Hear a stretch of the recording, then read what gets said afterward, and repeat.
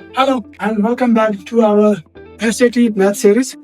आज हामी चाहिँ SAT मा बढी सोधिने कुनै पनि ज्योमेट्रिकल फिगरको एरिया, भोल्युम अथवा लेटर सर्फेसको एरियाहरुको बारेमा सिक्छौं है त।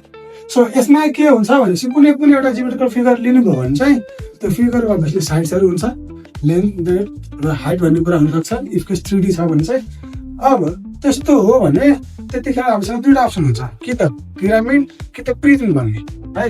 के त कि त पिरामिड कि त प्रिज्म भन्ने है।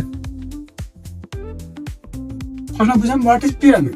कुनै पनि एउटा ज्योमेट्रिकल फिगर इलोंगेट भएर पोइन्टमा गएर मिड भयो भने चाहिँ त्यसलाई भन्छ पिरामिड। अथवा यो भयो पुरै ज्योमेट्रिकल एक्सप्लेनेसन।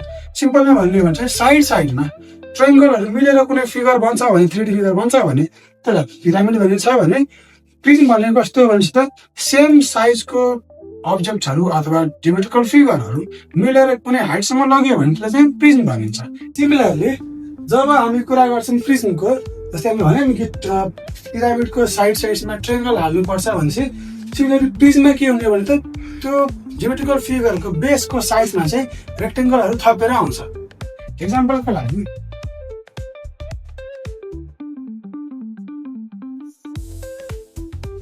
यो भयो ट्रायंगुलर प्रिज्म, सरी पिरामिड।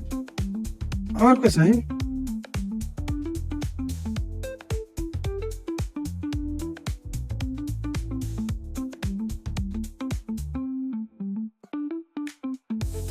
यो भयो हाम्रो के त रेक्टेंगुलर प्रिज्म भयो है। सो अब यसमा के देख्नु भने चाहिँ एउटा पोइन्टमा गएर मिक्स भएको त भने यो ट्रायंगल बेस बनाएर यो बेस भयो। यही ट्रायंगल बेस बनाएर के भएको त सर्टेन हाइटसम्म त्यसलाई इलोंगेट गरिएको छ। सिमिलरली यहाँ हेर्नु भने रेक्टेंगुलर बेस छ है।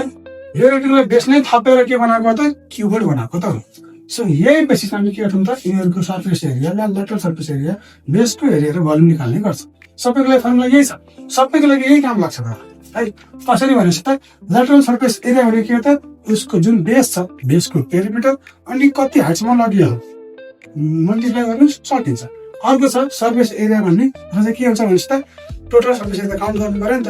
जस्तै मैले स्क्रिन निकाल्नु खोज्यो भने त यो भयो हाम्रो लेटरल सरफेस एरिया, साइडको मात्र कुरा गर्नु नि त।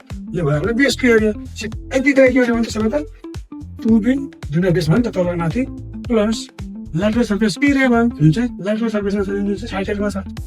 त्यही हामीले यहाँ लेखा सरफेस एरिया भनेको त ट्वाइस अफ बेसको एरिया प्लस उसको लेटरल सरफेस एरिया भनेर। अब लेटरल सरफेस एरिया निकाल्नु सिक्नुको यो पनि आयो। बेसको एरिया के डिपेन्ड हुन्छ त हामीसँग बेसमा के छ भन्ने। रेक्टेंगल छ भने चाहिँ l into b गर्नुहुन्छ, ट्रायंगल छ भने चाहिँ हाफ बेस इन्टु हाइट गर्नुहुन्छ।